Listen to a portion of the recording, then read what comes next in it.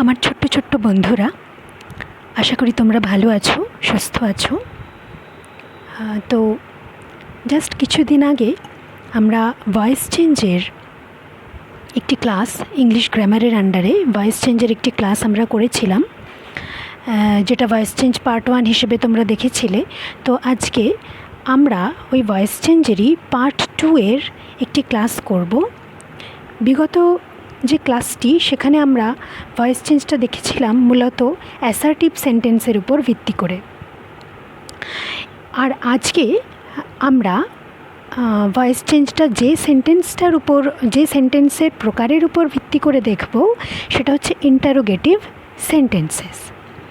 তো দেখো, এখানে লেখাই রয়েছে voice change of interrogative sentences. এখন আমরা দেখো সকলেই জানি ইন্টারোগেটিভ সেন্টেন্স কাকে বলা হয়। বাংলায় আমরা বলি প্রশ্নসূচক বা প্রশ্নবোধক বাক্য। এখন ইংরাজিতে এই ইন্টারোগেটিভ সেন্টেন্সকে চার্টে আমরা দেখতে পাচ্ছি, দেখো দুটি ভাগে ভাগ করা যায়। দু রকমের কোয়েশ্চেন হয়। এক হচ্ছে yes no type question, next হচ্ছে দেখো WH টাইপ কোয়েশ্চেন। তো প্রথম যে ইয়েস নো টাইপ কোয়েশ্চেন্স, সেখানে যে এক্সাম্পল দেওয়া রয়েছে, সেই এক্সাম্পলটি কী আছে, কি সেন্টেন্স রয়েছে দেখো। Do you like the pen? Do you like the pen অর্থাৎ তুমি কি পেনটি পছন্দ করো? দেখো, এই কোয়েশ্চেনটার আনসার দিতে গেলে হয় আমাকে হ্যাঁ বলতে হবে অথবা না বলতে হবে। তো সেই কারণে যখন কোনো কোয়েশ্চেনের আনসার আমরা ইয়েস বা নো দিয়ে দিতে পারি, তখন সেই টাইপের যে কোয়েশ্চেনগুলো, সেগুলোকে আমরা ইংলিশেতে বলি ইয়েস নো টাইপ কোয়েশ্চেন্স। আর আরেকটি রয়েছে, সেটা হচ্ছে WH টাইপ বা WH কোয়েশ্চেন্স।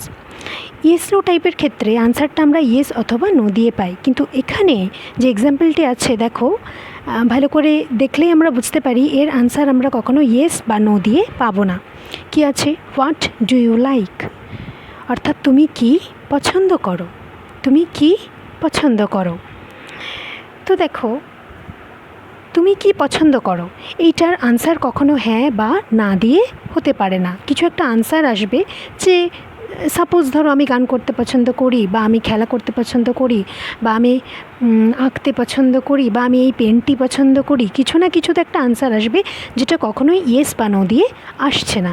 তো এইরকম টাইপের কোয়েশ্চেনগুলোর শুরুতেই WH ওয়ার্ড আসে। WH ওয়ার্ডের মধ্যে আমরা জানি, ধরো হোয়ার হতে পারে, হোয়াই হতে পারে, হোয়াট হতে পারে, হুইচ হতে পারে, হাউ হতে পারে। এরকম টাইপের ওয়ার্ড দিয়ে WH কোয়েশ্চেনের শুরুটা হয়, সেন্টেন্সের শুরু হয়। এখন আজকে আমাদের যে আলোচ্য বিষয়, সেটা হচ্ছে প্রথমে আমরা দেখে নেব ইয়েস নো টাইপ কোয়েশ্চেনের ক্ষেত্রে ভয়েস চেঞ্জ কিভাবে আমরা করতে পারবো। এখন এখানে একটি চার্ট আছে, আমরা দেখতে পাচ্ছি বাঁ দিকে আছে অ্যাক্টিভ এবং ডান দিকে আছে তারই প্যাসিভ ফর্ম। তো প্রথম যে সেন্টেন্সটি দেখো, do you like the pen অর্থাৎ তুমি কি পেনটি পছন্দ করো। তো এখানে আমরা খুব ইজিলি বুঝতে পারছি যে সেন্টেন্সটা টোটালি সিম্পল প্রেজেন্ট টেন্সে আছে, কারণ দেখো ইয়েস নো টাইপ কোয়েশ্চেনে সর্বপ্রথমেই আমরা জানি হেল্পিং ভার্বটি চলে আসে, এবং সেটা অবশ্যই ডু এসেছে। তো বোঝাই যাচ্ছে এটা নিশ্চয়ই প্রেজেন্ট টেন্স রয়েছে, এবং অবশ্যই এটা সিম্পল প্রেজেন্ট টেন্সে, কারণ ভার্বের অন্যান্য কোনো ING বা হ্যাজ, হ্যাভ, এটসেট্রা কোনো রকমের প্রকার এখানে আসেনি। তো আমরা আগেই জেনেছিলাম যে যখন আমরা কোনো সেন্টেন্সকে অ্যাক্টিভ মোড থেকে প্যাসিভ মোডে নিয়ে যাই, তখন আমাদের যে জিনিসগুলো খেয়াল রাখতে হয়, সেটা হচ্ছে অ্যাক্টিভের সাবজেক্ট মর্যাদা পাবে বেশি, অবজেক্টের মর্যাদা কম। প্যাসিভে ঠিক উল্টো, অর্থাৎ সাবজেক্ট অবজেক্টের জায়গা নিয়ে নেবে, যার প্রাধান্য অনেকটাই কমে আসে, এবং অবজেক্ট সাবজেক্টের জায়গা নিয়ে নেবে, ফলত তার প্রাধান্য অনেকটাই বেড়ে যায়। এবং পাশাপাশি আমাদের যে টেন্সটি আমরা অ্যাক্টিভ সেন্টেন্সের ক্ষেত্রে পাচ্ছি, প্যাসিভ করতে গেলেও কিন্তু সেই টেন্সের সেই জায়গাটি আমাদের বজায় রাখতে হয়। তো এখানে সিম্পল প্রেজেন্ট টেন্স রয়েছে, আমাদেরকেও সিম্পল প্রেজেন্ট টেন্সে টোটাল সেন্টেন্সটা রেখেই প্যাসিভ মোডে আনতে হচ্ছে। কিন্তু তো যখন আমি বলছি do you like the pen অর্থাৎ তুমি কি পেনটি পছন্দ করো, তখন দেখো বাংলাতেও যদি আমরা এটাকে ঘুরিয়ে বলি যে পেনটি কি তোমার দ্বারা পছন্দ করা হয়, এবং যখনই আমরা জানি কোয়েশ্চেন করি তখনই কিন্তু ইংরাজির ক্ষেত্রে কি হয়, ইয়েস নো টাইপ কোয়েশ্চেনের ক্ষেত্রে হেল্পিং ভার্ব সেটি সবার প্রথম চলে আসবে। তাহলে দেখো, যেহেতু এটা সিম্পল প্রেজেন্ট টেন্সে রয়েছে, তাহলে পেনটি কি হয় পছন্দ করা তোমার দ্বারা, তাহলে পেনটি কি হয় এটা কোয়েশ্চেন করতে গিয়ে সবার প্রথম আমাকে দ্য পেনের সঙ্গে যে অ্যাম ইজ আরের মধ্যে যে ফর্মটি যাবে সেটা আমরা সবাই জানি ইজ, তো কোয়েশ্চেন বলে ইজটা সবার প্রথম চলে আসছে, ইজ দ্য পেন। এবার দেখো মূল ভার্ব কী ছিল, লাইক, লাইকড হয়েছে, অর্থাৎ আমরা অলরেডি জানতাম যে মূল ভার্বের পাস্ট পার্টিসিপাল ফর্মটি ইউজড হয় এখানে প্যাসিভে। তো ইজ দ্য পেন লাইকড কার দ্বারা, তোমার দ্বারা, হয়ে গেছে বাই ইউ। ইউ দেখো এখন অবজেক্টের স্থানে হয়ে গেছে এবং দ্য পেনটি সাবজেক্টের স্থানে চলে এসেছে, এবং টোটাল অ্যাক্টিভ বা প্যাসিভের ক্ষেত্রে বলো সিম্পল প্রেজেন্ট টেন্সটাই বজায় আছে। সেকেন্ড যে উদাহরণ সেটা আছে, হ্যাড রিম ডান ইট, রিম কি এটা করেছে, রিম কি এটা করেছিল, যেহেতু হ্যাড আছে। তো এটাকে যখন আমরা প্যাসিভ ভয়েসে নিয়ে যাব, দেখো রিম কি এটা করেছিল, অর্থাৎ কি এটা কি রিমের দ্বারা করা হয়েছিল। এবার যেহেতু দেখো আমরা হ্যাড আর ডান এই জায়গাটা দিয়ে ইজিলি বুঝতে পারছি যে নিশ্চয়ই সেন্টেন্সটি পাস্ট ফর্মে আছে, এবং যেহেতু হ্যাডের পর এদিকে ডু ভার্বের পাস্ট পার্টিসিপাল ফর্ম ইউজ হয়েছে, অতএব এটা নিঃসন্দেহে পাস্ট পারফেক্ট টেন্সে চলে যাচ্ছে। এবং দেখো হ্যাড রিম ডান ইট, এখানে সাবজেক্টকে আমরা বুঝতে পারছি নিঃসন্দেহে রিম, এবং রিম কি এটা করেছিল, তাহলে এটাটা অর্থাৎ ইট অবশ্যই অবজেক্ট হচ্ছে। তো প্যাসিভে দেখো হ্যাড তো কোয়েশ্চেন মোড বলে হ্যাড সবার প্রথম চলেই এলো, had it bin done by রিম, এটা কি রিমের দ্বারা করা হয়েছিল।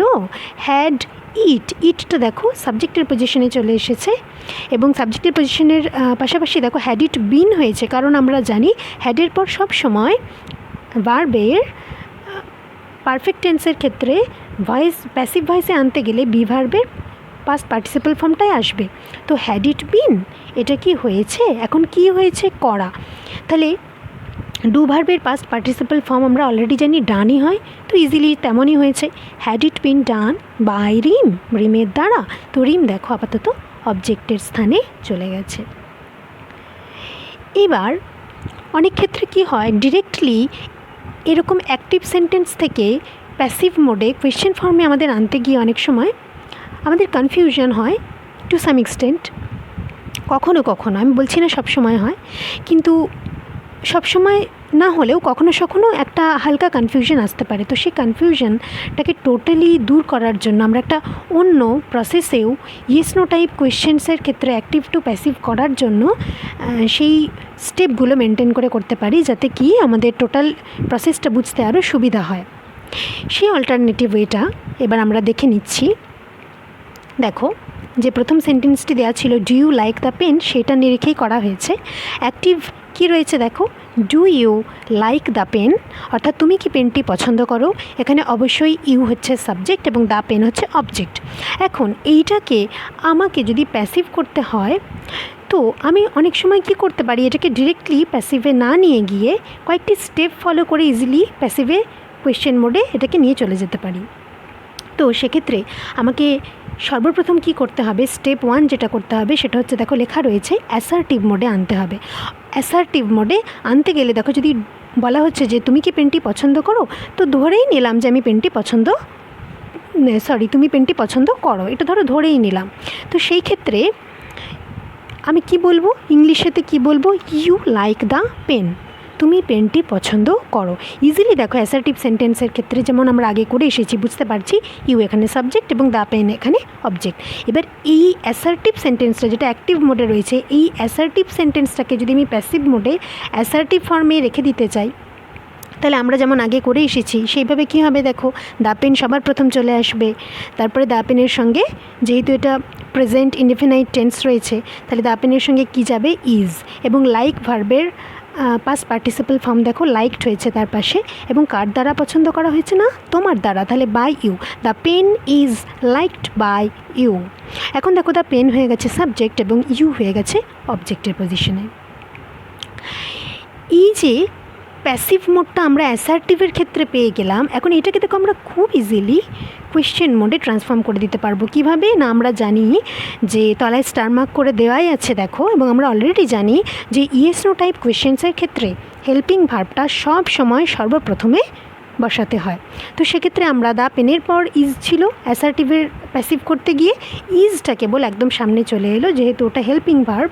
তো কি হয়ে গেল এখন, is the pen liked by you, এবং দ্য পেনের টিটা দেখো ইজের পরে চলে আসাতে এক্ষেত্রে টিটা স্মল হয়ে গেছে, আর ইজটা প্রথমে চলে আসাতে ইজের আইটা ক্যাপিটাল হয়ে গেছে। তো is the pen liked by you, দেখো ইজিলি কোয়েশ্চেন মোড চলে এলো, কেবল ইজটাকে সামনে নিয়ে চলে এলাম, আর কিছুই করতে হয়নি, এবং শেষকালে কোয়েশ্চেন মার্কটা দিয়ে দেবে। এটা কিন্তু আমাদেরকে মনে রাখতে হবে যে যখন আমরা ইয়েস নো কোয়েশ্চেন বা যে কোনো WH কোয়েশ্চেন টাইপ কোনো সেন্টেন্সের আমরা অ্যাক্টিভ টু প্যাসিভ বানাবো, তখন কিন্তু আমাদের শেষকালে সব সময় একটা কোয়েশ্চেন মার্ক আসবেই আসবে, আদারওয়াইজ সেটা অ্যাসার্টিভ মোড এমনি বোঝা যায়।